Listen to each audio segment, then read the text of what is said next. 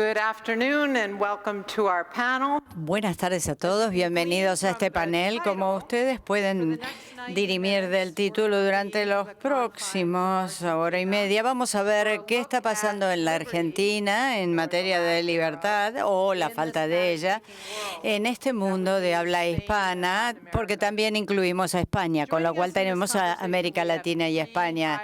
En esta conversación tenemos tres panelistas altamente calificados, porque si yo leyera la biografía entera de cada uno de ellos, ocuparía todo el tiempo disponible.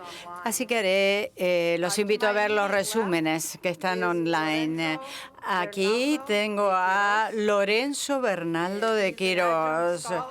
Es un académico, forma parte del Cato Institute, presidente de Free Market Corporate Intelligence con base en Madrid y miembro de la Asociación Estadounidense de Economía, vicepresidente del Instituto von Mises Barcelona y miembro del Power Society y también del Comité Ejecutivo de la Fundación Internacional para la Libertad, cuyo presidente es Álvaro Vargas Llosa, y también presidente de Spain. Lorenzo es el autor de Por una derecha liberal, publicado en 2015, con un tema, como ven, muy interesante, por cierto, porque justamente habla del Parlamento Europeo, los métodos de votación. También es columnista en los medios españoles, miembro del Consejo Editorial del Economista. Álvaro Vargas Llosa es justamente un autor reconocido, ganador de premios. Sus libros están en las ferias nacionales e internacionales. Global Crossings and Immigration, Civilization in America son sus últimos libros. Y también es presidente del Consejo de Asesores Empresarios, Consejo Nacional para la Libertad, investigador principal del Instituto Independiente Centro para la Prosperidad Mundial y tiene, bueno, presencia en los medios, pública en español, en inglés también, en los Estados Unidos, en el continente americano y ya aquí en la extrema izquierda, no quisiera utilizar este término, tenemos a Daniel Reisbeck, que forma parte del Centro para la Prosperidad Mundial en el Cato Institute, es miembro en la Recent Foundation y también en Pan Am Post, donde forma parte del Consejo Editorial, y es profesor en la Universidad Francisco Marroquín de Material. Escribe sobre Latinoamérica, ha publicado en Foreign Policy, en el Wall Street Journal y publicaciones muy importantes, asimismo también TN24 y otros también en distintos medios de habla hispana. Tiene un doctorado en Filosofía e Historia Antigua de la Free University de Berlín, Universidad Libre de Berlín. Está especializado en Colombia y en el 2015 era un candidato libertario para el puesto de intendente de la ciudad de Bogotá por el Partido Libertario.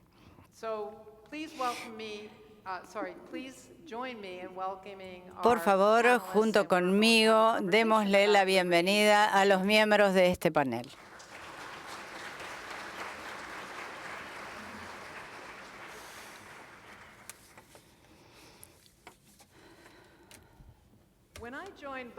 Cuando yo comencé a trabajar para el Wall Street Journal, a mitad de la década del 90, el optimismo era algo que invadía toda América Latina, había convertibilidad en la Argentina, Chile estaba abriendo sus mercados, Perú estaba comenzando a abrir los mercados, el NAFTA tenía un año, estaba Francisco Enrique Cardoso en Brasil con su apertura económica, con reformas que eliminaban las rigideces del gobierno militar. Colombia no le iba tan bien, pero de alguna manera sufría el impacto positivo de la región y de alguna manera se veía ayudada.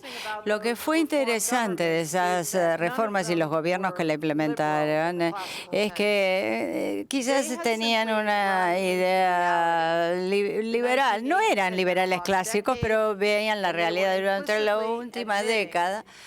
Veían que era necesario admitir cambiar de curso para lograr soluciones prácticas. Recuerdo una conversación que tuve con Ricardo Lagos, el expresidente de Chile en aquel momento, en el Hotel World Rock en New York, sí, Nueva York, en el 90. Chile se estaba abriendo muchísimo, pero el presidente Lagos me daba todas las explicaciones acerca de por qué la liberalización del comercio era lo mejor para Chile en aquel momento. De manera que fue un momento muy importante. Yo lo advertí y pensé, tenemos por lo menos alguien que verdaderamente tiene en claro cómo estos conceptos en la política son importantes. Y si bien uno no tiene victorias permanentes y luego, 2 o 3 años después, cayó la región en gobiernos populistas. La elección de Javier Milei en la Argentina creo que nos da un gran impacto a nosotros, nuestro espíritu de liberales clásicos en toda la región. Si quieren entender por qué uno tiene que observar aquellos países de la región, voy a hacer una lista de ellos que creo que están perdiendo, por así decirlo, el camino liberal. Sin embargo, es más fácil decir aquellos que no lo están porque es más corta: Ecuador, Costa Rica, Uruguay, Paraguay. Pero el resto de la región está en problemas reales. Me agradaría señalar que mi preocupación acerca de la región no tienen que ver con la socialdemocracia y quienes llegan al poder aumentan las tarifas, los impuestos, no privatizan, no abren los mercados. Ya lo sabemos. Lo que a mí me da mucho miedo es que está pasando algo dentro de la política de América Latina, y es lo siguiente: muchos de estos países parecen tener gobiernos que han diseñado estrategias tendientes a destruir las instituciones democráticas. Al destruir las instituciones, ¿qué pasa? Hay limitaciones al Ejecutivo, hay protección de las minorías, se atenta contra la libre expresión, mala competencia, todo lo que es división de poderes.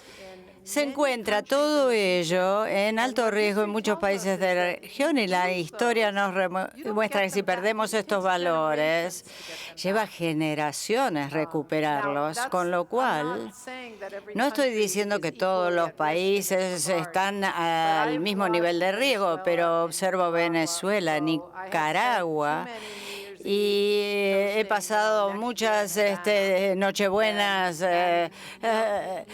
festejando en La Habana, y eso ya no existe más. ¿Cómo es la consolidación del poder en esos lugares? Y ahí está el riesgo, está corriendo ese riesgo la región en este momento. De manera que nosotros, los liberales, tenemos que luchar en contra de ello e intentar, de alguna manera, revertir esta tendencia. Ahora, no hay una receta única que podamos aplicar. Para mis amigos, todo, para los enemigos de la ley, no. Claro, se controla el poder judicial, se encarcelan los oponentes en toda la región. Esto lo vemos, es un denominador común. Países grandes como México y Brasil, Colombia, están realmente en riesgo de perder sus raíces democráticas. Voy a comenzar con esta conversación invitando a Lorenzo, que nos va a relatar qué es lo que está ocurriendo ahora en España, y quizás de ejemplo. Muchas gracias, Mary. Buenas tardes, y encantado de estar hoy aquí, una vez más en Buenos Aires, y en una compañía tan grata. Debido a las relaciones tan brillantes que existen en estos momentos entre España y Argentina, después de mi intervención probablemente les tenga que pedir a ustedes derecho de asilo para que me puedan acoger benéficos en esta tierra que ha recuperado la bandera de la libertad cuando mi país la está perdiendo. Lo que está sucediendo en España es algo inédito en la Europa occidental desde el final de la Segunda Guerra Mundial. Estamos asistiendo al asalto al programa de un gobierno social, comunista, inédito en Europa occidental, que está intentando destruir las dos instituciones básicas de una sociedad abierta, que son la democracia liberal y la economía de mercado. No se trata, como otras veces, de que tienes un gobierno socialdemócrata que quiere gestionar la coyuntura, tal. No, se trata un asalto al modelo que los españoles construyeron en 1977, después de la muerte del general Franco, y que ha proporcionado durante 40 años una estructura razonable de defensa de las libertades y de prosperidad económica. En el plano político e institucional, el Gobierno español, que es una mezcla del viejo peronismo con los bolivarianos, es decir, una mezcla realmente explosiva y entrañable, está dinamitando todos los instrumentos institucionales y constitucionales al ejercicio del poder. Han asumido con una minoría precaria un mandato en virtud del cual la mayoría tiene derecho a eliminar todas las instituciones que controlan el poder, y lo han conseguido. En estos momentos solo quedan en España dos mecanismos institucionales, uno todavía en el aparato del Estado, que son los jueces, y otro en la sociedad civil, que es la prensa independiente, que esta misma mañana el presidente del Gobierno ha anunciado que va a hacer una reforma para impedir que esos jueces que someten al principio de igualdad ante la ley al Gobierno, incluida a la señora del presidente, convertida en una institución del Estado, son instrumentos al servicio de la derecha fascista, de los intereses del imperialismo terrible y que quieren socavar el proceso de transformación de España. En paralelo, ha anunciado una ley de combate de las noticias fakes en los medios de comunicación, que de lo que se trata es de un intento de introducir la censura y la crítica de la sociedad civil a través de los medios al poder. Si esto se consigue, que es muy probable que se consiga, se habrá cerrado el circuito en virtud del cual tenemos un gobierno que no es responsable ante nadie más que ante sus votantes, sin ningún control institucional propio de un Estado de Derecho y de una democracia liberal.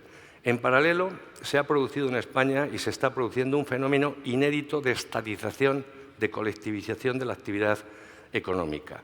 Se han aprobado un sinfín de leyes que lo que hacen es vaciar prácticamente de contenido el derecho de propiedad. Para que, a modo de ejemplos, les doy un detalle, la nueva ley de vivienda del Partido Socialista, con sus socios comunistas, impide que quienes ocupan de manera ilegal la propiedad de un individuo en una vivienda pueda ser expulsado ese ocupa, que es un auténtico agresor al derecho de propiedad, si resulta que ese ocupa es vulnerable y no tiene posibilidades de tener otra vivienda. Eso es simplemente un elemento del conjunto que estamos en un país en el que se ha producido una expansión absolutamente brutal del gasto público y de los impuestos, en el que se está produciendo una intervención masiva en los mercados y en el que se está configurando una economía que es inédita en un continente ya muy estatizado y con niveles de libertad económica muy bajos, como es Europa. Desde ese punto de vista, España is different, que es uno de los viejos lemas de la etapa de la dictadura, y estamos siendo cada vez más different en una especie de aldea de Astérix en el Imperio Romano, en el que las libertades y los instrumentos básicos que hacen posible una convivencia pacífica están absolutamente erosionados a través de un proyecto de cambio de régimen que puede convertir España en un Estado en el que las libertades básicas están severamente mediatizadas en un contorno en el que la posibilidad de cambio se convierte en una hipótesis cada vez más difícil. Nada más. ¿Cómo no?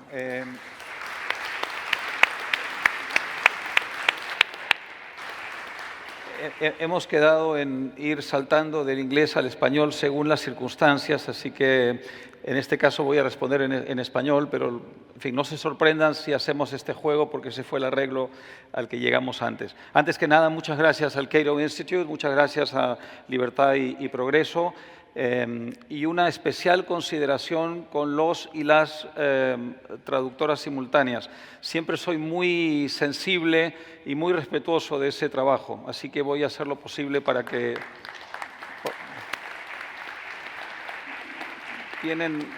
Tienen una función primordial, así que vamos a tener la mayor consideración con ellos.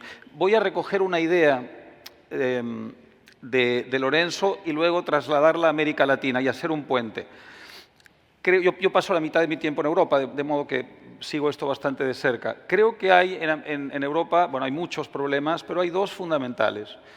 Uno es el comienzo del fin del estado del bienestar. Este invento que no fue de la izquierda, fue de la derecha, fue de Bismarck en el siglo XIX, que luego expandió significativamente desde el punto de vista ideológico e intelectual, un hombre muy hábil, Bevin, él sí más bien laborista, en la Inglaterra de mediados del siglo XX y que luego tuvo una explosión en toda Europa. Por cierto, América Latina también inventó su estado del bienestar en el siglo XIX, fue Uruguay, no mucha gente es consciente de esto, pero los uruguayos inventaron la versión latinoamericana del welfare state en época relativamente parecida, pero esa es otra historia. Creo que frente a eso el centro derecha no ha tenido la audacia, la pugnacidad, la imaginación de ofrecer un proyecto reformista. Y esta ausencia, digamos, de proyecto alternativo ha dado una enorme ventaja a la socialdemocracia y ahora a una versión más radicalizada del socialismo, porque la socialdemocracia está en seria decadencia en Europa también, y ha privado a la derecha europea de una conexión con amplios sectores de la población y también de una vigencia política e ideológica, de lo cual se están beneficiando las formas más ultras y más extremas de la derecha. Esta es una primera idea. Y una segunda idea muy conectada con ella es que el centro derecha ha sucumbido a lo que yo suelo llamar en inglés the managerial temptation, la tentación de gestionar en lugar de la tentación de reformar.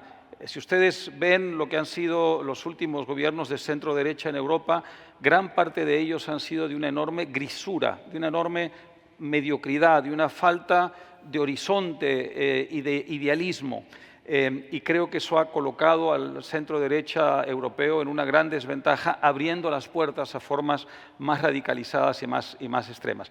Saltando a América Latina, pienso que nos pasa lo mismo. Ayer Axel decía una cosa que creo que es muy importante con respecto al rol de la utopía en el discurso de la izquierda latinoamericana. Y yo estoy totalmente de acuerdo. Yo suelo transmitir a mis auditorios una idea semejante y le hago un añadido, que es el mito. La utopía y el mito son los dos elementos centrales de la izquierda latinoamericana. ¿Por qué? Porque la utopía es el futuro. Es aquello que no existe, pero hacia lo cual tendemos. Y el mito es el pasado, que nunca existió, pero que nos inventaron que existió. Para que la idea esencial de la izquierda, y es que el presente es hijo de un expolio, de un despojo, para poder victimizarse tiene que haber habido algo, tiene que haber habido una riqueza de la que nos despojaron. Esa riqueza se crea en el imaginario colectivo a través del mito, y por eso es tan poderoso el discurso de la izquierda. El mito es el pasado que nos robaron, la utopía es el futuro que nos va a devolver a ese pasado que nos robaron. La derecha latinoamericana no ha sabido responder a eso. No se puede responder a eso con la mediocridad. No quiero nombrar nombres porque es antipático y muchos de ellos, desde luego, han tenido que gobernar en circunstancias muy adversas, muy hostiles y muy difíciles. Es muy cómodo cambiar el mundo desde este sillón, es muy difícil hacerlo desde el Palacio de Gobierno, de modo que soy muy respetuoso de esas limitaciones, pero la conclusión no puede dejar de ser la misma, y es que los gobiernos de centro-derecha latinoamericanos, por lo general, les ha faltado audacia, ambición reformista. Y frente a eso lo que hemos recibido es un discurso muy bien construido, basado esencialmente en la combinación potentísima del mito y de la utopía. Yo creo que si la experiencia argentina llega a buen puerto, que si lo que está haciendo Milei, que es en cierta forma arrebatándole a la izquierda el mito y la utopía, pero en el buen sentido de la palabra, le va a devolver a todo lo que está a la derecha de la izquierda en América Latina una capacidad seductora, una capacidad encantatoria que creo que puede robustecer, fortalecer muchísimo y darle vigor y vigencia al discurso liberal. Por eso suelo decir, y con esto termino, I'm sorry Mary, I took a bit of time, suelo decir que aquí lo que está en juego no es el futuro de la Argentina, sino en cierta forma el futuro de toda la región y también el futuro de nuestra causa. Nos interesa a quienes defendemos las ideas de la libertad que esta experiencia tenga éxito, porque si lo tiene, el efecto contagio va a irradiar un efecto contagio verdaderamente transformador en toda la región.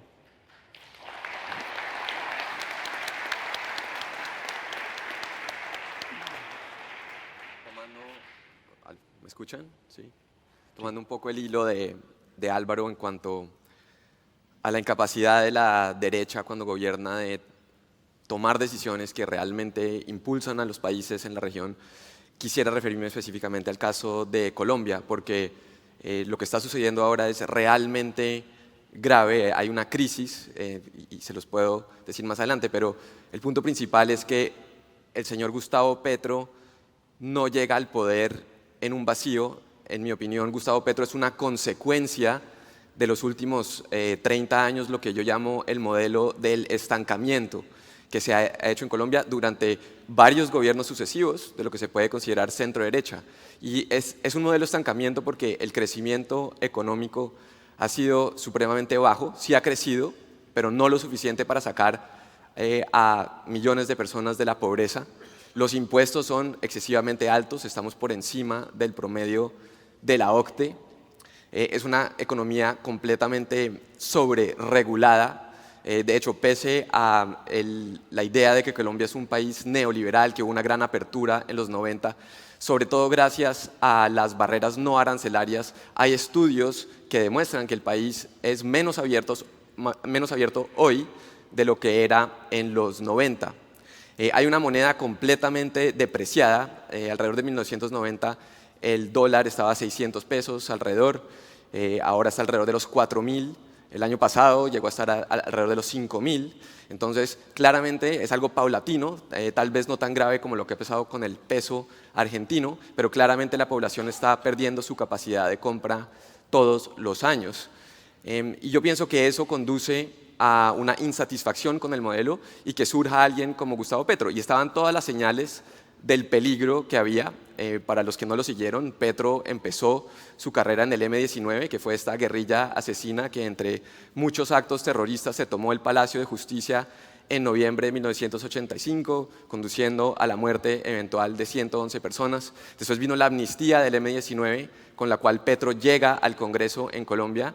En 1994, ya como congresista, Petro trae a Hugo Chávez, lo invita a Colombia después del golpe en Venezuela, cuando Chávez también es indultado, y ahí dice que encuentran una sintonía ideológica. En el 2003, ya con Chávez presidente, Petro se jactaba en Colombia y hablaba en plural a los medios de lo que estamos haciendo en Venezuela. Decía que estamos cambiando el modelo neoliberal a uno que él llama el neopopulismo.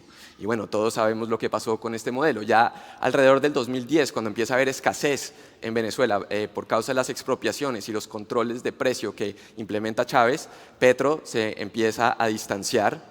Pero en el 2013, cuando muere Chávez, Petro va a Venezuela al funeral y dice que Chávez fue un gran líder latinoamericano. En el 2018, en su campaña presidencial, Petro se trata de distanciar de Chávez con un sofisma y empieza a decir que no, que él no es como Chávez, pese a todo lo anterior, porque él está en contra de la industria petrolera. Y se volvió el discurso del alarmismo del cambio climático, ese es su principal discurso, y empezó a decir que como él estaba en contra de la industria del petróleo y la quería frenar y paralizar en Colombia, entonces que él no era chavista y que más bien sus contrincantes de centro derecha que sí querían seguir con la industria petrolera, y por cierto, el petróleo es el principal producto de exportación legal de Colombia de las últimas décadas. Y de esta manera ningún periodista, es algo impresionante en mi opinión, lo frena y Petro cambia por completo el eje de debate. Hay una excepción que fue el mexicano Jorge Ramos, que en una entrevista en CNN le dice, ¿usted piensa que Chávez es un dictador? Y Petro empieza a hablar de cambio climático y Ramos le dice, no, yo le estoy preguntando si Chávez fue un dictador, y obviamente Petro no contesta la pregunta. Y esa fue la manera que ganó en el 2022, con este discurso alarmista, hasta apocalíptico del cambio climático. Pero semanas antes de su elección, uno de sus principales aliados, el senador Iván Cepeda, de extrema izquierda, en una entrevista al Financial Times dice que Petro tiene sólidos fundamentos marxistas combinados con amplia lectura del postestructuralismo francés. Y la parte del marxismo es muy clara. Yo he estado en debates con él donde él defiende abiertamente la teoría del valor trabajo. Y entonces, bueno, cuando uno elige a un presidente con sólidos fundamentos marxistas, pues no se puede sorprender lo que estamos viviendo ahora. La economía está completamente paralizada, pues porque, entre otras cosas, paralizó la industria petrolera, como prometió. Ayer José Piñera daba un ejemplo de un escenario absurdo donde, ¿qué pasa si Arabia Saudita deja de explorar petróleo? Pues eso es lo que hizo Petro en Colombia, guardadas proporciones, y por eso, entre otras cosas, la economía no crece. Hay la crisis explícita que están causando para causar el colapso del sistema público-privado de salud, y también están tomando medidas para prohibir que los empleados puedan aportar en cuentas individuales de ahorros para sus pensiones y quieren pasar todo al sistema de reparto, que obviamente es una pirámide y obviamente va a colapsar. Y está también la seguridad del país colapsando también. Pero todo esto que acabo de mencionar, Petro como consecuencia viene de antes. Entonces la economía, ya mencioné el modelo de estancamiento, donde ni siquiera permitieron la circulación de otras monedas. En Colombia hay un monopolio del peso pese a esa depreciación tan tremenda, y solo ahora el gremio bancario, el oligopolio bancario, viene a decir, bueno, de pronto lo deberíamos abrir, pero ya es muy tarde, tenían que abrirlo antes. En el tema del sistema de salud, cuando el 50%, alrededor de la mitad de la población, está en un régimen subsidiado, obviamente es un sistema que no se puede sostener en el tiempo. Entonces es relativamente fácil para Petro dejar de hacer los giros para tratar de estatizar todo el sistema. Y en cuanto a seguridad, pues el acuerdo de Juan Manuel Santos con las FARC, negociado en La Habana de manera escandalosa, en mi opinión, y con las FARC, por supuesto, jugando de local, y el gobierno colombiano, pese a tenerlas debilitadas militarmente, básicamente sucumben ante las FARC en Colombia. Es un indulto. En este momento están en el Congreso sin haber sacado los suficientes votos. Tienen 10 curules gratis en el Congreso y obviamente son muy aliados de Petro. Y todo lo que estoy diciendo realmente es poco, porque la verdadera crisis se viene ahora cuando Petro, teniendo algunos problemas en el Congreso, pese a haber formado una coalición incluyendo al Partido Conservador y al Partido Liberal, cuando ve que no le están pasando sus reformas, empezó a hablar hace unos meses de la reforma constituyente, pese a haber prometido que no iba a cambiar la Constitución. Y el sistema colombiano permite el cambio de la Constitución según parámetros legales. Tiene que haber una aprobación en el Congreso con amplias mayorías, tiene que ser aprobado por una de las altas cortes, tiene que haber un plebiscito de una mayoría aprueba la constituyente y luego finalmente se elige la Asamblea Constituyente. Pero Petro es un proceso lento que seguramente no lograría, y él dice que no le interesa para nada el proceso legal y quiere llevar a cabo una constituyente extralegal, y está diciendo que el poder constituido, es decir, la Constitución actual del 91, que por cierto está repleta de derechos positivos, empezando por el Estado Social de Derecho, que es lo que nos trae a este problema, pero eso no es suficiente para Petro. Está diciendo que el poder constituido es ilegítimo por corrupto y que el pueblo es el poder constituyente, y obviamente el pueblo son las personas que lo apoyan a él, que es una minoría, por cierto, que no pasa alrededor del 30% de la población. Y según lo que entiendo, lo que quiere hacer es llevar a cabo cabildos abiertos, escogidos a dedo, por supuesto, donde se aprueba la Constitución que él quiere, y él ya ha dicho que la lucha contra el cambio climático y la descarbonización de la economía son parte de esta constituyente. Entonces, realmente, y yo veo mucha autocomplacencia todavía en Colombia, gente que dice, no, está tirando globos al aire, son amenazas. Bueno, hace unos años decían que Petro nunca podía ser presidente. Decían que no iba a pasar a la segunda vuelta. Cuando ganó decían que el Congreso iba a estar en su contra y aquí estamos. Entonces yo creo que es una amenaza que hay que tomar muy en serio y si Petro sigue con la amenaza de constituyente If I could extralegal. just jump in, Daniel? Yeah, sure. Yeah, sorry. Very quickly. Perdona, Lorenzo, No, muy rápido.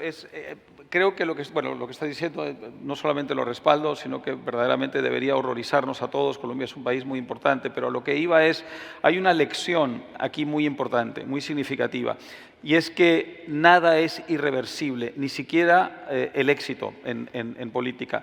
Colombia es un país que cuando América Latina se llenó de dictaduras militares en los años 70, se las evitó, salvo la experiencia de Rojas Pinilla, una experiencia distinta, una experiencia más breve, menos traumática y rápidamente superada. En general, era un país que iba a contrapelo, a contracorriente de la región. En los años 80, la década perdida, cuando América Latina no creció, Colombia crecía 3%. Cuando en América Latina la juridicidad, el respeto a la juridicidad brillaba por su ausencia, Colombia era un país que afirmaba su confianza en la juridicidad y en las instituciones. Uno de los pocos países donde yo recuerdo haber estado en un taxi que el taxista me recitara el Código Penal. Entonces, había en Colombia algo así como un país hecho, un país donde algunas de las cosas importantes ya estaban dadas. Y sin embargo es un país que en poco tiempo ha dado un salto para atrás y hoy está ante el serio peligro de pasar a formar parte de la corriente de dictaduras latinoamericanas de típico signo populista, ¿no? Pasó lo mismo en España. España es un país que durante 40 años se jactó, se vanaglorió y exportó al mundo la idea de una transición democrática exitosa, transición política y transición económica, y hoy día está de moda entre las jóvenes generaciones cuestionar toda la transición española, y el populismo ha tenido un gran éxito desde la izquierda y la derecha, Lorenzo, en eso, ¿no? Las malas ideas nunca mueren, y esa es una cuestión que tendemos a perder. Y pocas profecías han sido tan fallidas y tan nefastas como la profecía del fin de la historia que lanzó Fukuyama hace 20 años. Yo creo que, al margen de lo que estamos viendo en los dos continentes, Europa y Latinoamérica, hay un problema de fondo fundamental. Y el problema de fondo es que tenemos que ser conscientes de que nunca, probablemente, desde el final de la Segunda Guerra Mundial, el orden liberal ha estado tan en riesgo en el mundo, tanto por enemigos externos, que eso le gusta mucho a mi presidente del Gobierno, como los elementos internos que están erosionando los fundamentos de las democracias liberales. Tenemos clarísimamente una ofensiva a escala internacional de las potencias autocráticas que quieren revisar el orden internacional y volver a un esquema del pasado y reconstrucción de viejos imperios. Eso lo estamos viendo claramente en la guerra ruso-ucraniana, que tiene mucha más trascendencia de lo que es una aparente pelea de vecindad. Es una revisión del orden internacional. Y en el seno de las democracias liberales estamos asistiendo a la ofensiva ante la incapacidad del centro-derecha de articular un discurso de respuesta alternativa a movimientos de otro tipo que son absolutamente contrarios a los cimientos que han hecho posible la libertad y la prosperidad en los países desarrollados. Y que no solo eso, sino que además se sienten orgullosos teorizando los fundamentos de una democracia iliberal, como estamos viendo en el caso de Europa, en algún país del centro-oeste con bastante éxito. ¿Esto qué significa?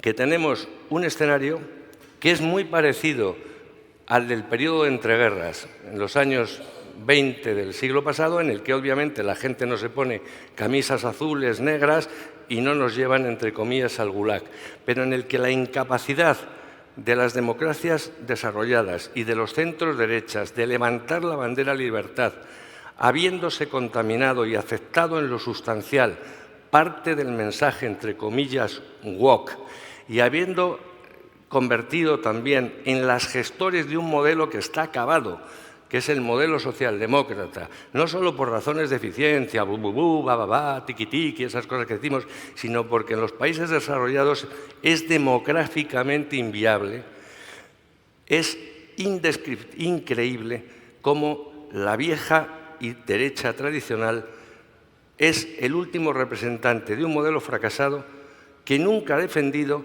y se convierte en gestora y el taller de reparaciones de un modelo muerto. Si no damos respuesta desde ese punto de vista y no se vuelve a levantar la bandera de la libertad, vamos a tener un horizonte muy diferente al que pensábamos y soñábamos hace 15 años y que, como decía Álvaro, creíamos irreversible y obviamente de irreversible no tiene absolutamente nada. ¿Quién lidera Occidente? ¿Biden lidera Occidente? ¿Puedes seriamente, can you really say that? Is Mr. Biden the leader of the Western world and Western civilization? Not really. El señor Scholz, el canciller alemán, es un hombre que brilla por su ausencia, es un hombre que ha optado por la invisibilidad desde el punto de vista del liderazgo. El señor Macron no está en condiciones, después de las últimas elecciones aún menos, pero no está en condiciones porque su país no está en condiciones de ejercer el liderazgo moral de Occidente del que estabas hablando. Entonces, tenemos un serio problema. ¿Quién lidera hoy América Latina? ¿Cuál es el paradigma latinoamericano hacia el cual queremos tender los latinoamericanos? El rol natural tendría que ser el de Brasil. Brasil es un país que está liderando algo. En Brasil, como decía Mary, hay un serio problema. Los brasileños hablan de la juristocracia. Hay una serie de jueces que se han apoderado del país y que están ejerciendo una especie de dictadura judicial peligrosísima, cercenando las libertades públicas de una manera que a mí me parece extraordinariamente alarmante. Algo de eso está pasando en Perú, pero no con los jueces, sino con los fiscales y con jueces adictos de los fiscales. Es decir, Brasil no está en condiciones en estos momentos de liderar América Latina.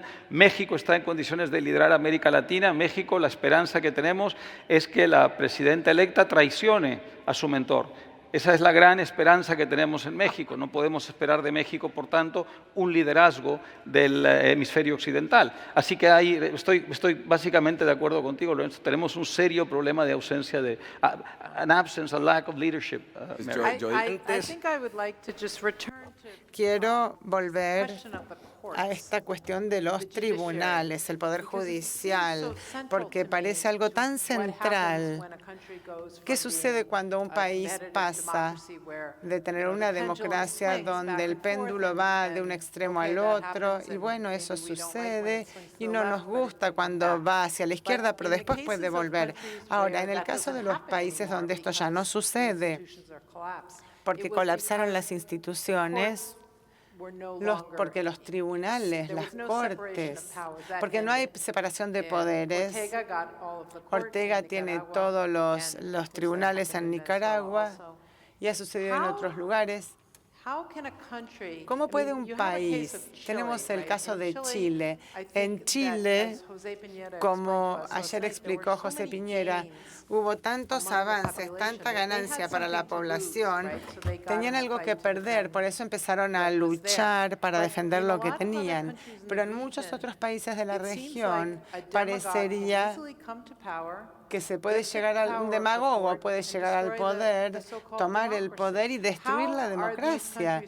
¿Cómo se supone que estos países se protejan o se defiendan de eso? Es una pregunta crucial. Hay que hacer una distinción entre los países que tienen el poder político y deciden que el Poder Judicial va a convertirse en sus instrumentos para perseguir a sus adversarios o establecer ciertas reglas que los beneficien para que se puedan aprovechar de ese beneficio de los resultados de lo que decida el Poder Judicial. Pero también está lo que pasó en Brasil, que es un caso distinto porque tenemos un poder judicial que toma el poder. Nadie le dio el poder, lo tomó el poder judicial en el contexto de un escándalo de corrupción colosal que ha debilitado las instituciones políticas.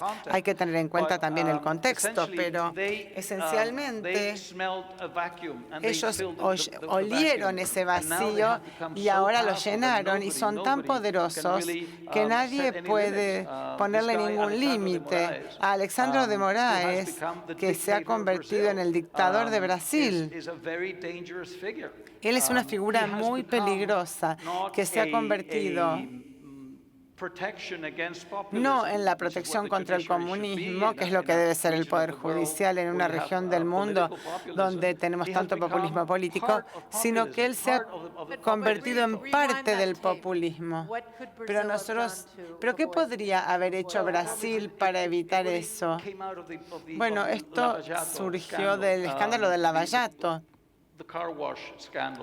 Ese escándalo, si hay un escándalo de corrupción tan enorme, tan colosal, que deslegitimiza todo, al presidente, a su partido, al Congreso, a las empresas públicas como Petrobras, y todo queda deslegitimizado, como sociedad uno empieza a mirar a los tribunales como los salvadores, al Poder Judicial como el salvador del sistema.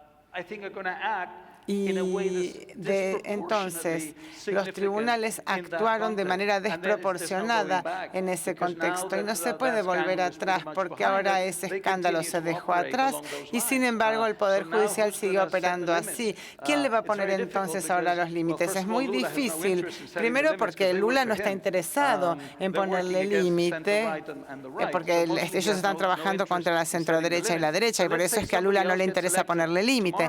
Pero digamos que resulta electo otro mañana. Ese tribunal va a actuar contra ese gobierno, contra ese presidente y ese presidente o presidenta. Si trata de limitarlos, será acusado de ser poco democrático.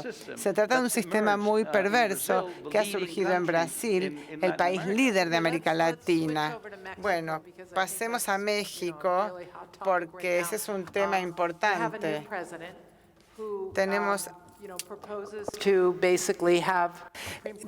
un nuevo presidente donde se supone que los jueces de la Corte Suprema habían sido electos directamente, donde nos encontramos con la disolución de un cuerpo electoral independiente. Parecería que están volviendo entonces al PRI. ¿Me equivoco, Daniel? ¿Tienes algún pensamiento? Esa es una buena apreciación de lo que están intentando hacer y creo que en Brasil, de lo que yo he visto, también el problema fundamental es la injerencia política en las Cortes y tener jueces que abiertamente son de un partido, inclusive apoyando a ciertos políticos, ciertos candidatos.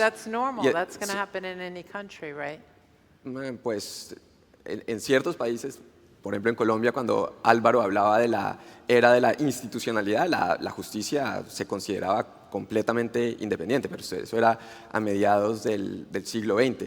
Entonces creo que es un tema institucional muy complicado, pero en México lo importante, pienso yo, es resistir por lo menos ese intento porque entonces se va a politizar completamente la justicia si todo depende de elecciones y con personajes como López Obrador ahí inmiscuidos, por supuesto. Pero eso, estoy totalmente de acuerdo, pero eso es absolutamente inevitable en la estrategia de control del poder. Es decir, esto no obedece a una coincidencia o una anécdota como ha pasado en otras ocasiones en las que obviamente los gobiernos siempre quieren liberarse de los controles institucionales que les resultan molestos. No, esto no es un producto ocasional, sino es un proyecto y un modelo de desmantelar absolutamente los fundamentos de las democracias liberales, apelando precisamente al principio democrático que es el uso del poder sin ninguna restricción concedido por la mayoría. Y ese fenómeno, que lo percibimos claramente en numerosos países en América Latina, también es un fenómeno que está dramáticamente sucediendo en España en estos momentos. Tenemos que ser conscientes que hay un mecanismo real y nunca tan activo como desde el desmoronamiento del Imperio Soviético para desmantelar las bases de los fundamentos de las sociedades occidentales.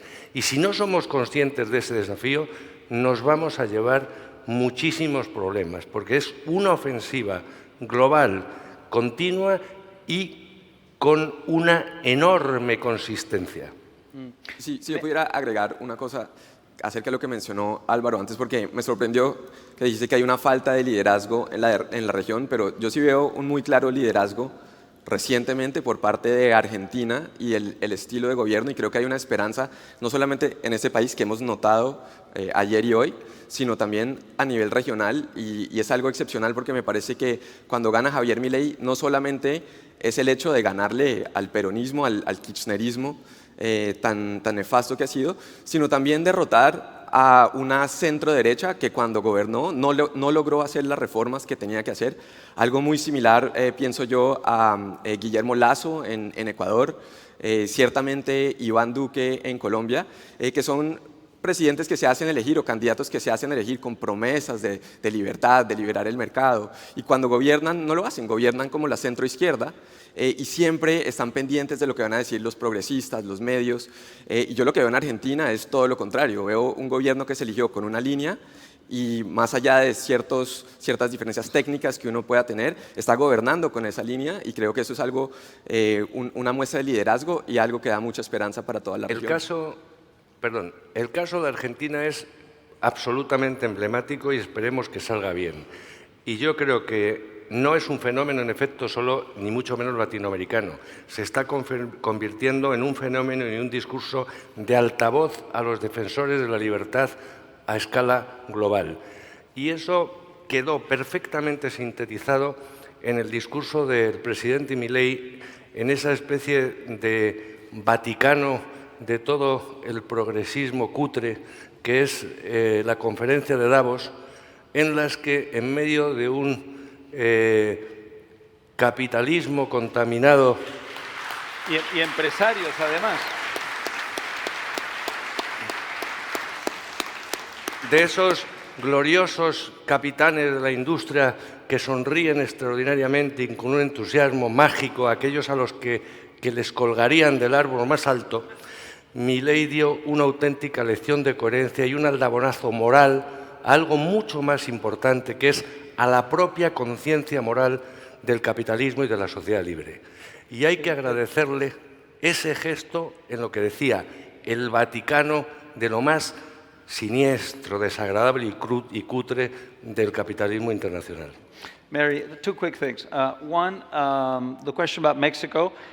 What have been the three sources of resistance against AMLO's Fuerzas de resistencia de la megalomanía de AMLO? ¿Cuáles fueron? Los tribunales, toda la sociedad civil y también justamente el área de las energías. En papel, en los documentos, los magistrados que se habían elegido no eran malos por sí mismos, salvo que en el contexto de México y también de otros países queda evidente que hay que tener en cuenta quién los nombra, qué institución y qué personalidad los designan, y una vez que han sido, cómo hacen esa campaña y se transforman en un instrumento de quien favoreció la carrera de aquellos que luego ganaban, por ejemplo, en una elección. Por eso hablamos de la politización. Entonces, lo que ocurrió en México es en extremo peligroso y espero que la presidenta electa en su posición pueda realmente. And lo otro, let me switch to Spanish very quickly. Okay. Quiero añadir una cosa a lo que dijeron los dos sobre Milei y sobre Argentina, y es hacer una invocación desde el respeto, porque muchos de ellos son mis amigos. Una de las cosas que llama la atención desde fuera de Argentina es que hay liberales argentinos respetables, con una amplia trayectoria en el campo del liberalismo, que durante muchos años batallaron en una gran soledad, haciendo frente a una tremenda adversidad, que hoy tendrían que estar ayudando, sosteniendo el esfuerzo heroico del presidente Milei y que, sin embargo, están obsesivamente tratando de destruir su gobierno, como si lo que quisieran. A veces tengo la sensación de que se sentirían más cómodos con el regreso del putrefacto kirchnerismo que con el éxito de las ideas que llevan 40 años o 50 años defendiendo. Esto lo digo desde un enorme respeto personal y respeto intelectual, porque si Milei está hoy en el poder es porque antes de Milei hubo décadas y décadas de prédica liberal de gentes muy admirables. Pero esas gentes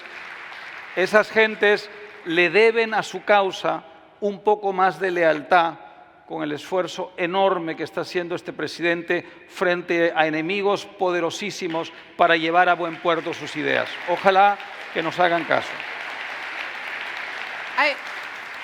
Thank you, Álvaro. I want to add something to what you said about Mexico. Quiero agregar algo a lo que se ha escuchado hasta el momento. Se habló de los impedimentos para AMLO y no se convierta en un dictador, el peso y también justamente USMCA. Creo que la apertura de la economía y de los mercados, por supuesto, y el hecho de que realmente no se podía dar el lujo que derrapara el peso, afectó muchísimo su gobierno, porque el día después de su elección nosotros vimos qué pasó con los mercados, que estaban mandando un mensaje muy claro, ¿no?, acerca de que estaban mirándolos con atención. Ahora va mi pregunta. Bueno, antes de la pregunta quiero decir que AMLO no dio una respuesta tampoco. Si él quiere, obteniendo, por ejemplo, una externalización de importaciones y servicios y siguiendo ese paso dentro del área que has mencionado, la segunda área que era la electricidad y energía. Sí, 100.000 millones de dólares eran, ¿no? Sí. Y bueno, esto me hace hacerles esta pregunta. ¿Cómo puede protegerse un país de esos demócratas que llegan al gobierno y toman un curso distinto del esperado y pasa el tiempo y de alguna manera entonces, con este comentario quiero destacar la idea de construir instituciones a través de la apertura de la economía, que es sumamente importante, pero la consolidación y solidificación de las instituciones es muy importante para que esto no suceda, algo que nosotros hacemos mucho en el Cato Institute también. Yo creo que el dólar en la Argentina también sería una buena defensa contra esto, como también escuchamos ayer a Gabriel y a otros que mencionaron, para limitar el poder, por ejemplo, incluso a nivel internacional, para limitar el poder de Corea también en este caso. Y no quiero decir esto frente a una audiencia argentina, pero por favor piensen. Cuando lo vuelvan los peronistas, no si vuelven, ¿qué tipo de herramientas realmente vamos a haber logrado tener para anular esta situación? Bueno, en realidad, para dar vuelta el modelo chileno, ellos defendieron y protegieron su sistema, que les dio muchos beneficios. Tendríamos que mirar cómo lo lograron en Chile para detener a los demagogos que se perpetuaban en el poder. Lucharon contra el statu quo. Pero nos tenemos que preguntar, ¿queremos cambiar este modelo de raíz o prefiero proteger lo que tengo? La mejor vacuna en contra de los demagogos es la reforma de los mercados libres. Cuando vuelvan los peronistas, porque en definitiva van a volver, lo que hay que hacer es pedir que no anulen lo que ha hecho Milei. Entonces tenemos que lograr que mantenga el éxito Milei, porque es la clase media argentina lo que está pasando. Yo creo que no sé si uno puede hacer esa reversión si hay dolarización, si no hay convertibilidad ¿Cómo se va a revertir? Sí, no, bueno, sí, claro, en eso estoy de acuerdo contigo, sí. Has mencionado los mercados libres, el libre mercado. ¿Qué puede hacer el gobierno para revertir esa tendencia y lograr que se mantengan una libertad de mercado? En el debate técnico acerca de la dolarización en Argentina no se ha tenido en cuenta lo suficiente, y es la dolarización como mecanismo de defensa. Es básicamente una medida monetaria irreversible, porque como mencionaba ayer Emilio Campo, en el caso de Ecuador también, una vez la gente está acostumbrada a que le paguen y a que pueda ahorrar y comerciar en una moneda fuerte y estable, nunca van a permitir que les metan una moneda depreciable y fácilmente manipulable por parte de la clase política. Sí, el problema tienes, es decir, el objetivo, que es el fin, y el timing para conseguir ese objetivo. La evidencia nos muestra de que un proceso de reforma o de estabilización macro debe ir acompañado de manera simultánea de acciones tanto en el plano monetario como en el plano fiscal y presupuestario. Entonces, me da la sensación de que va a ser más difícil introducir o dolarizar la economía más tarde de lo que aparentemente desde el punto de vista técnico hubiera supuesto hacerlo antes. Y ese yo creo que es un interrogante que sí que hay que introducir. Y luego un punto volviendo a lo anterior, que era a la fase, tú has criticado con toda la razón a muchos liberales que están en la Torre de Marfil y hacen disputas bizantinas cuando los bárbaros están a las puertas de Constantinopla. Sí, claro. Y yo lo comparto completamente. Ahora bien, es también muy importante en estos momentos recordar que los enemigos de nuestros enemigos no son necesariamente nuestros amigos. Y que si la política hace extraños compañeros de cama, el riesgo que corres es que ese compañero de cama te asfixie con la almohada por la noche. Es decir, muchas de las relaciones que tenemos con muchos partidos europeos defienden idearios absolutamente incompatibles con los que defiende el presidente Milei. Proteccionismo frente al libre comercio, nacionalismo orgánico e iliberal frente a una concepción individualista del Estado. Es básico no equivocarse en el camino. Y esos aliados extraños que a veces se tienen fuera hacen un enorme daño a la causa de la libertad, por ejemplo, en Europa. Y es vital tener en cuenta eso. Y no debemos nunca olvidarlo. Yo añadiría muy brevemente sobre el tema de la dolarización. Estoy de acuerdo, mientras más tiempo pase, más difícil es que se haga, por varias razones. Una es que si los resultados empiezan a verse, entonces el argumento va a ser ya no es necesario. Pierde vigor el argumento. Los segundos son las elecciones legislativas del próximo año, que van a ser aparentemente cruciales. Digo aparentemente porque, a juzgar por lo que estamos viendo, hay una política de sabotaje permanente de la agenda reformista del presidente Milei. Eso coloca las elecciones del próximo año bajo una luz especialmente potente, y es muy difícil que se atrevan a hacer una reforma como esta a pocos meses de esas elecciones. Falta más de pocos meses, pero digo, suponiendo que esta discusión se prolongara un poco más, va a ser muy difícil que la hagan antes de las elecciones, lógicamente, por temor a que el dólar se dispare y que eso implique inflación y que la gente castigue al gobierno en las elecciones legislativas. De manera que si eso se deja de hacer ahora, va a pasar muchísimo tiempo hasta que se dé un escenario para que lo hagan, y probablemente para entonces será políticamente mucho más difícil hacerlo. Estoy hablando de la dolarización, de manera que el calendario político es un problema. En realidad, hablando de calendarios, yo veo en Argentina dos calendarios que están en digamos, cerrada competencia.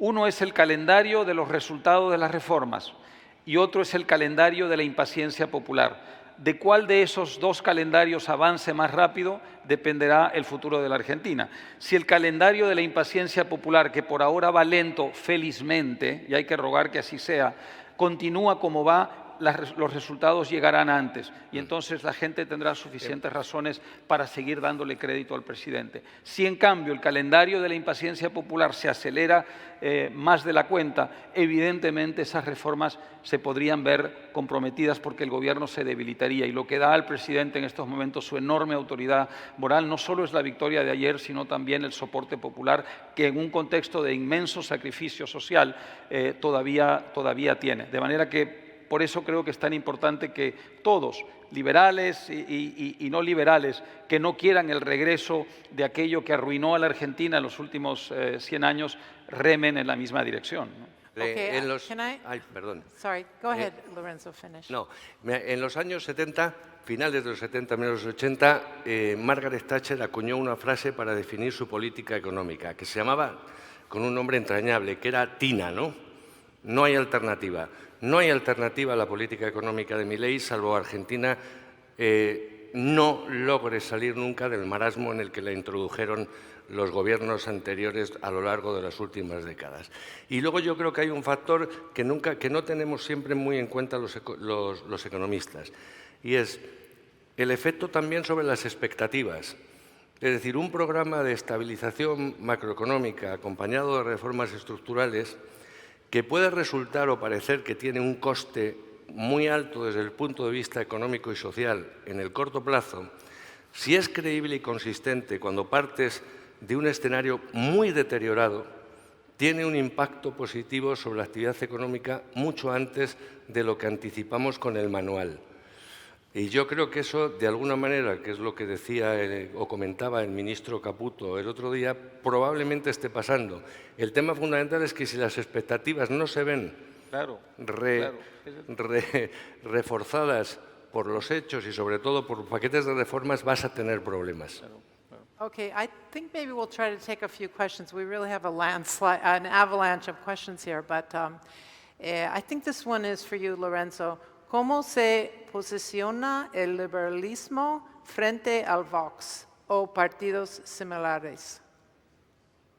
Vamos a ver, volvemos al mismo escenario del que hablábamos antes, Sí. que es la tesis básica de que lo importante es derrotar al socialismo y una vez que derrotemos al socialismo, todas las fuerzas no socialistas, luego discutiremos cuál es el modelo. El problema fundamental es que muchos de esos partidos tienen mucho que ver en el modelo económico y social con el de la izquierda. Son proteccionistas, intervencionistas, estatistas. Y no solo eso, que en la parte ideológica y en la parte política, muchos de ellos ven con un enorme recelo lo que entendemos por democracia liberal. En esos partidos en Europa ha pasado dos fenómenos que es preciso recordar y es muy importante. Prácticamente el grueso de los partidos de lo que llamamos derecha alternativa fueron fundados por liberales conservadores hartos de la complicidad de la derecha convencional con la socialdemocracia, luego con la agenda identitaria y demás. Y en esos partidos había siempre un grupito muy pequeño, que eran, digamos, gente no muy partidaria de la sociedad abierta, ¿no? En la inmensa mayoría de esos partidos políticos en Europa, en la actualidad, los liberal conservadores han sido laminados. Te queda, gracias a Dios, Meloni en Italia, que ha logrado claramente que ese segmento persista. En Alemania han desaparecido, en Austria han desaparecido. Ese es un tema muy importante porque no son nuestros aliados y es vital tenerlo en cuenta. Y lo que decía antes, los extraños compañeros de cama siempre te la acaban jugando. Y el enemigo no es el socialismo, es el estatismo en todas sus versiones. Y es al estatismo al que los defensores de la libertad, sea un estatismo de izquierdas o de derechas, debemos combatir. el partido del Le I Pen, think por this ejemplo. next question is for you, Álvaro. I'm La gonna última translate. pregunta para ti, Álvaro. ¿Por qué Do you think that crees there's a scarcity of true leadership? que hay escasez de liderazgo real, verdadero y genuino en el mundo en comparación a otros tiempos? Bueno, Kennedy, Reagan, Schmidt y tantos otros que hemos tenido. ¿Por qué no ocurre esto ahora? ¿Por qué hay escasez? No hay una única respuesta para tu pregunta. Es muy difícil determinar por qué ocurre esto, porque esa generación mágica de los padres fundadores de los Estados Unidos hicieron posible para todos reunirse, coincidir en ese momento particular de la historia con estas ideas. ¿Qué los hizo posibilitar también líderes que surgieron en la Segunda Guerra Mundial y se sentaran luego para poner fin a ella? ¿Qué fue lo que posibilitó que estos líderes vencieran al enemigo? Creo que para determinar qué es lo que posibilita este fenómeno, primero hay que identificar y diagnosticar el problema, que se trata de la ausencia total de liderazgo. Reagan, Thatcher, John Paul y tantos otros que has mencionado, toda una generación de líderes.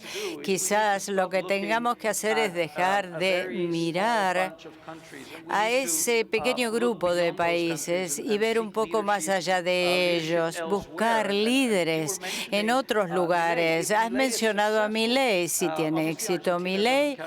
Argentina, por supuesto, no soporta el peso de los Estados Unidos, que es el líder del mundo occidental, pero si Milei tiene éxito, se transforma en un paradigma, va a haber un impacto en los Estados Unidos, va a haber efectos en Europa y todo ello va a generar un cierto grado de liderazgo, pero nosotros necesitamos comenzar desde un punto determinado, superar este complejo que tenemos, porque tenemos un complejo en cuanto a combatir al enemigo que tenemos enfrente. Un importante filósofo francés describió el siglo XX como una organización intelectual del odio. Tenía razón. ¿A qué se refería este intelectual francés? Parte de lo que hace que el liderazgo sea mediocre operan en un vacío de ideas. Solo cuando operan dentro de un sistema que en particular defiende una serie de ideas, va a ser imposible para ellos poder gobernar fuera de la realidad que los circunda.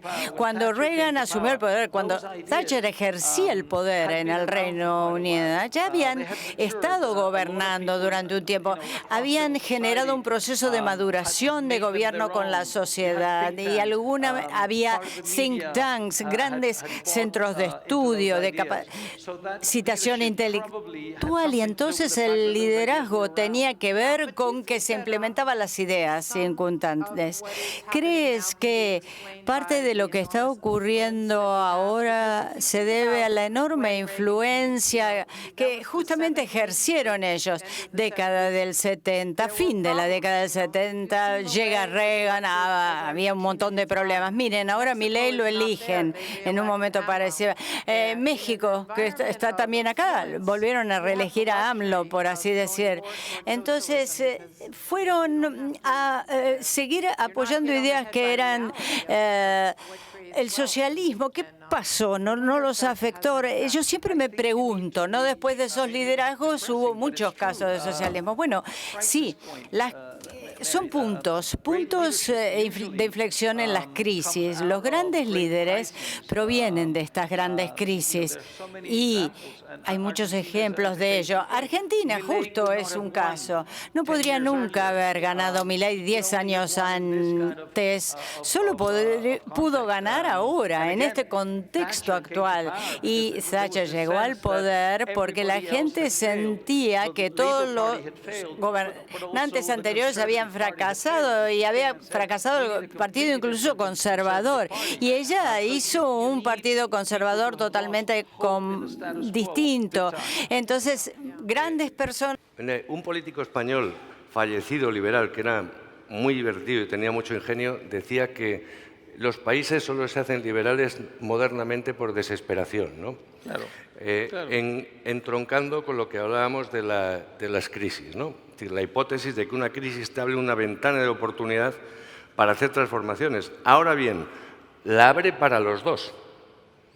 Es decir, hemos visto claramente cómo determinadas situaciones de crisis económica, por ejemplo en Europa, lo que te han abierto en los últimos años es la ventana claramente, entre comillas, a los malos.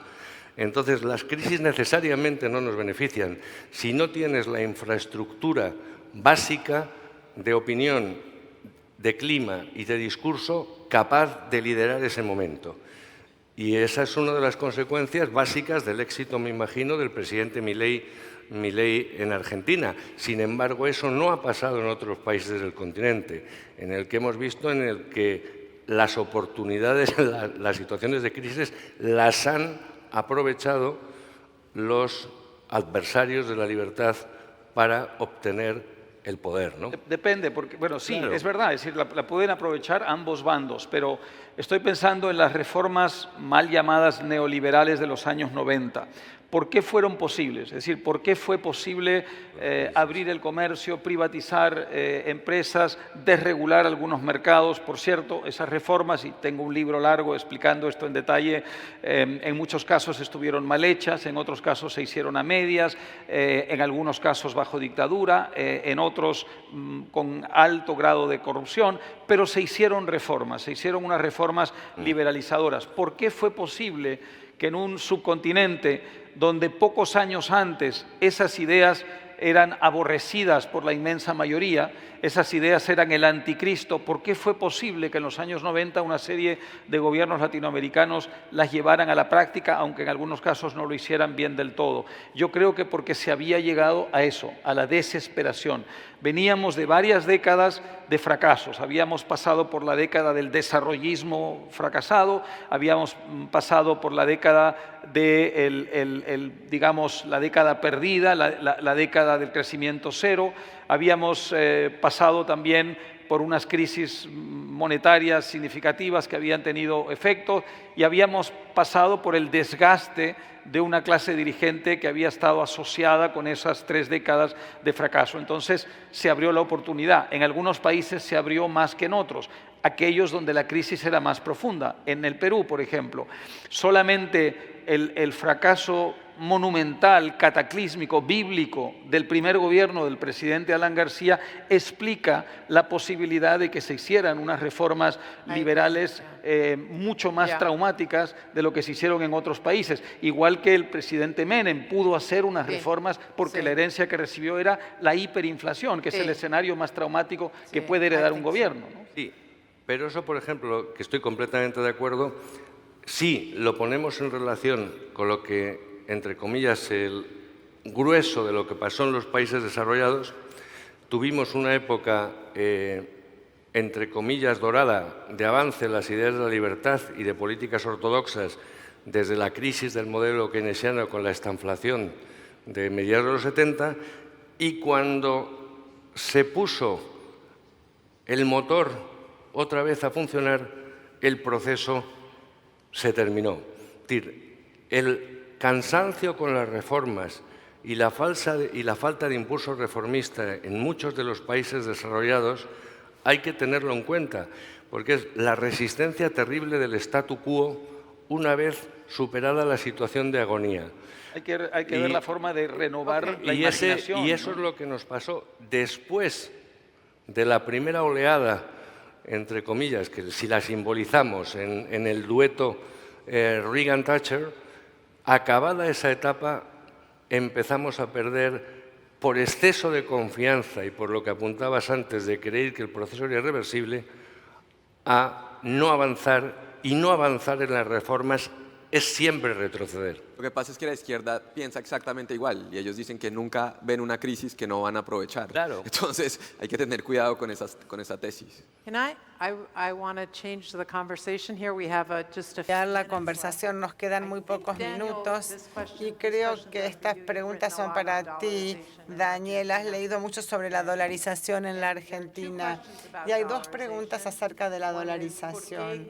Una es, Más tarde, con reservas acumuladas y acceso al crédito, puede ser más difícil que dolarizar al inicio con reservas negativas. That's one. And the other one is, why do you think the Malay... segunda pregunta, ¿por qué piensa que la administración de Milei es reacia a dolarizar? ¿Puede ser porque los agregados monetarios no muestran Bueno, en cuanto a la primera pregunta, yo siempre he estado convencido que se podía dolarizar en el día 1. Eso lo vimos ayer. Ecuador dolarizó con reservas negativas. Pero pues, es un asunto, como decía Álvaro, es muy fácil sentarse acá en este sillón y decir qué hay que hacer. Otra cosa es estar ahí.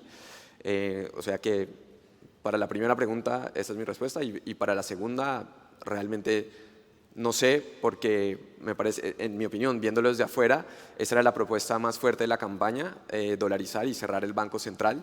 Y fue lo que a mí realmente me llamó la atención. Por eso con Gabriela escribimos el policy brief en creo que julio del año pasado, apoyando la idea cuando nadie en Washington estaba poniendo atención. Y de repente gana Milei las PASO y de repente empiezan a disertar acerca de dolarización en todos lados.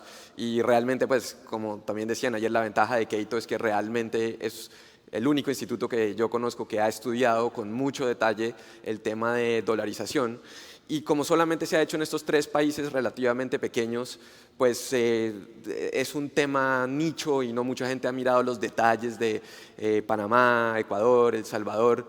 Y por eso puede resultar también difícil pensar que un país grande como Argentina podría dolarizar, pero pues yo pienso que han estado todas las condiciones si se ve cómo se ha hecho también en estos otros países y ha sido un éxito en los 3 países por razones diferentes. Y digamos en el caso de El Salvador no ha tenido el crecimiento que ha tenido Panamá, que sí lo ha tenido, entre otras cosas por la apertura bancaria, pero yo sí estoy convencido, como mencionaste tú, como mencionó Gabriela, que el dólar, la dolarización definitivamente salvó a Ecuador de los peores efectos de Correa y que hubiera podido ser potencialmente otra Venezuela sin haber estado dolarizado.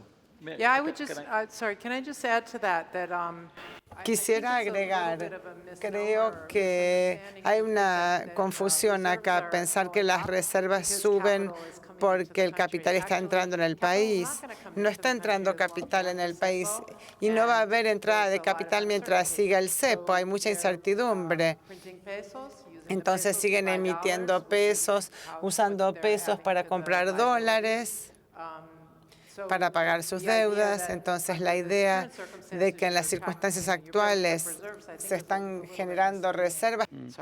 Sí, yo simplemente añadiría que estoy de acuerdo. Creo que faltó ahí confianza en sí mismos. Si tú procedes a levantar el cepo, sí, es posible que se venga una volatilidad en una primera instancia, es posible que se te dispare un poco el precio digamos, que quieres mantener relativamente estable, pero si tu programa es un programa creíble que genera confianza y que es coherente, es decir, que ataca simultáneamente distintos frentes, inmediatamente se va a estabilizar porque el mercado lo va a estabilizar. Creo que faltó un poquito de confianza, pero en cualquier caso, ahora, digamos, ya es inútil llorar sobre leche derramada. Lo que hay que plantearse es qué se hace en este escenario. Y creo que no deberían renunciar a la idea. Hay una sensación entre, sobre todo, los formadores de opinión de que el gobierno ha renunciado a esa idea. Y yo creo que no deberían renunciar a esa idea y que mientras más tarde, repito, se va a cruzar con las elecciones del próximo año y ese va a ser un elemento político perturbador de la decisión, ¿no? En el medio plazo tienes un factor que es muy importante a favor de la tesis, entre comillas, que conocemos, que hemos hablado muchas veces, técnicas y tal, de la dolarización. Es decir, con la dolarización te ancla de una manera más estable más sólida la estabilidad macro que solo con la política fiscal, obviamente. Con la dolarización el gobierno pierde el control de la política monetaria. La política fiscal siempre la tienes, con lo cual el soporte de la dolarización te ayuda todavía más a disciplinar la política fiscal y a tener, por lo tanto, un marco de estabilidad macro más sólido, ¿no? Lorenzo, we have a question here that could have a very long Tenemos una pregunta aquí que merece una respuesta muy larga. Alguien del público quiere saber qué piensas de la expansión del El Islam. Vamos a ver, uno de los elementos que ha determinado los resultados de las elecciones europeas es indiscutiblemente el pánico que hay en Europa con la inmigración islámica, que desgraciadamente esa hostilidad se está extendiendo a muchos fenómenos más altos, más amplios que el puro Islam. Es decir, claro, tienes un problema insoluble, un río, que es el mar Mediterráneo, que divide dos espacios físicos con una disparidad de renta que es probablemente el mayor que existe en el mundo. Bien, el problema con el Islam o con la inmigración islámica se ha agudizado de una manera brutal en Europa, no solo porque sean malos, vengan unos señores que son fundamentalistas, sino por un hecho fundamental, que es la ruptura del principio de igualdad ante la ley. En casi todos los países se han aplicado programas de discriminación positiva, en virtud de la cual se han concedido privilegios a las comunidades islámicas integradas para que mantengan su identidad, tengan sus privilegios, desde un punto de vista legal. Eso ha dificultado enormemente la integración en las sociedades europeas y ha generado guetos muy amplios. Además de todo eso, en prácticamente todas las sociedades europeas, sobre todo centro-norte de Europa, no solo se les han concedido un estatus privilegiado en el que no se conceden, no se mira al individuo, sino los derechos del colectivo del que forman parte. Y eso se ha visto acompañado por dotaciones presupuestarias muy generosas.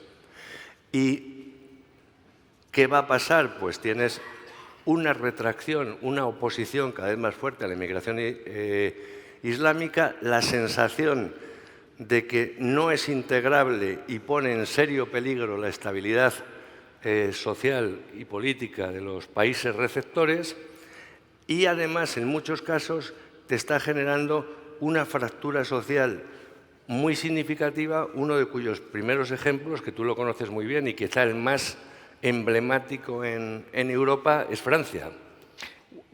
Let me add something quickly, Mary. Déjame agregar algo, Mary.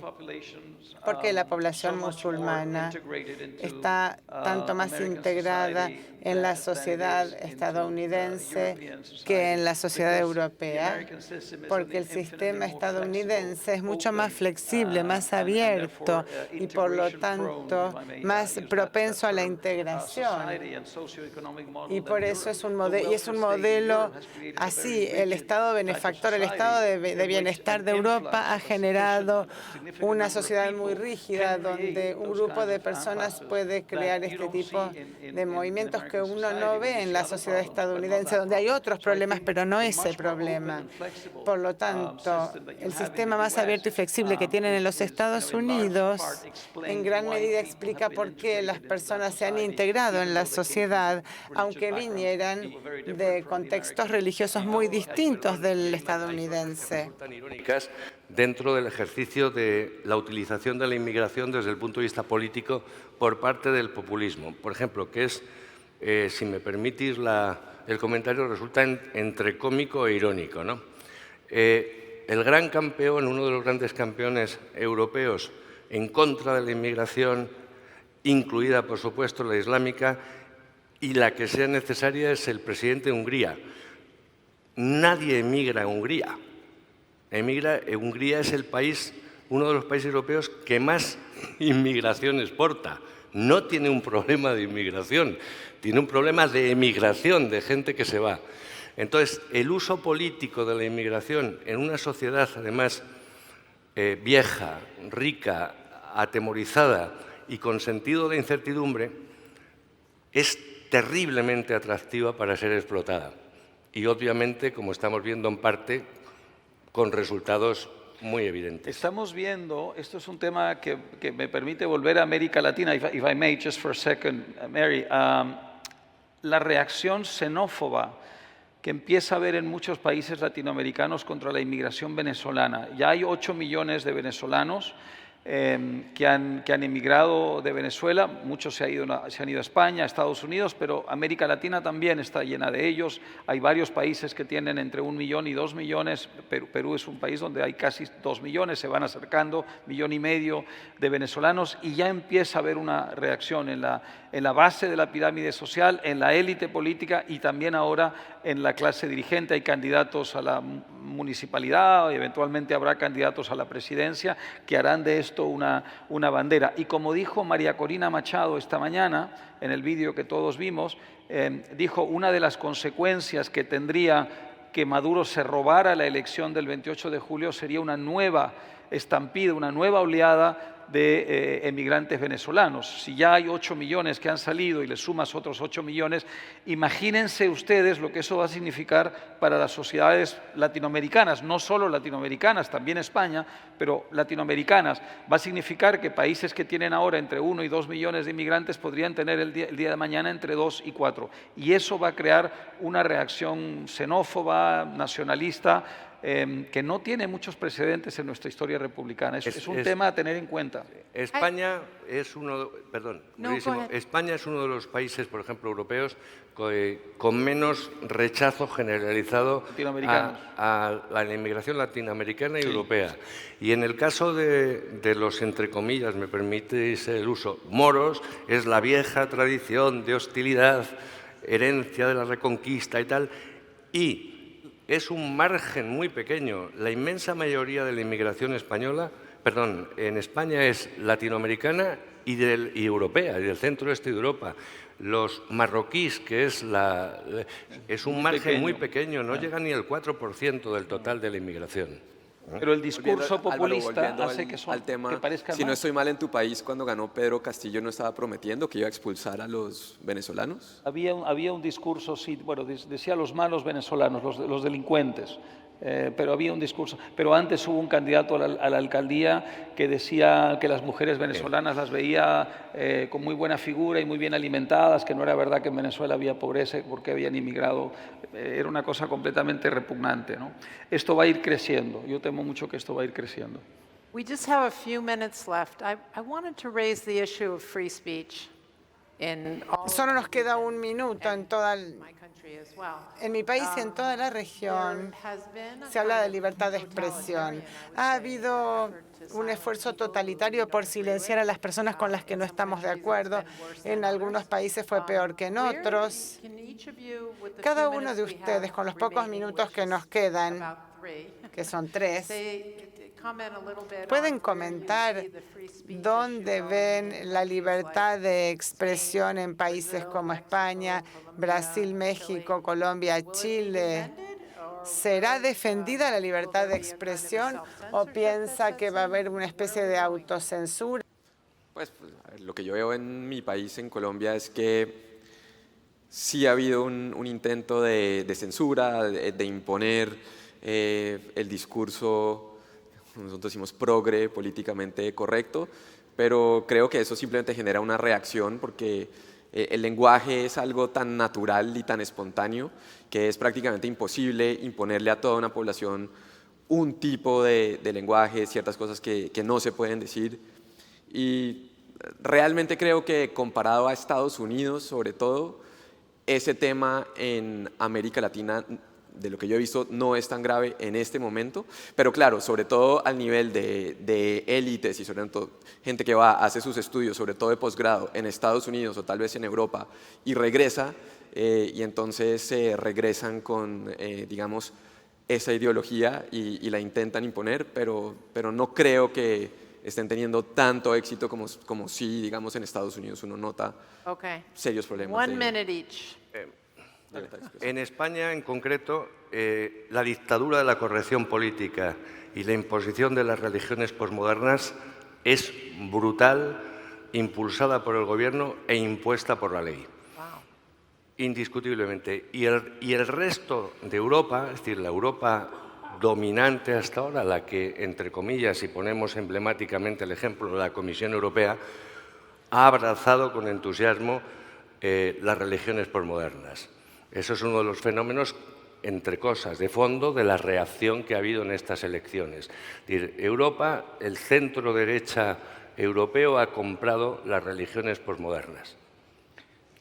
Yo diría rápidamente, en Estados Unidos esto nació en la academia. Ayer yo citaba un libro que es un magnífico libro, que tiene ya varias décadas, The Closing of the American Mind, de Bloom. Es un gran libro que ya alertaba contra este peligro. Nació en la academia, saltó a Hollywood, al mundo de la cultura popular, luego se expandió al resto de la sociedad y los tribunales y la clase política lo recogieron. En Brasil, la responsabilidad es total y absoluta de los tribunales de justicia. Miren qué cosa tan terrible, que sean los tribunales de justicia el lugar donde nace una dinámica contra la libertad de expresión. Y por eso, y con esto termino, soy partidario de contrarrestar todo esto con una cultura popular liberal. Yo me paso la vida añorando una telenovela liberal.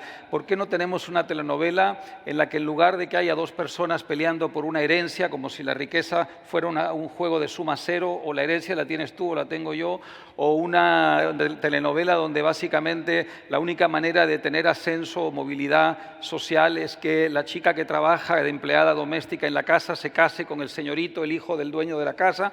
Tengamos una telenovela que pueda esparcir los valores de la libertad de una manera mucho más eficaz. Well, very well done, Álvaro, right on time. Muy bien, Álvaro, justo a tiempo. Quiero agradecer al Instituto Cato y a Libertad y Progreso, y muchas gracias a todos ustedes por estar con nosotros. Por favor, un aplauso a nuestros panelistas.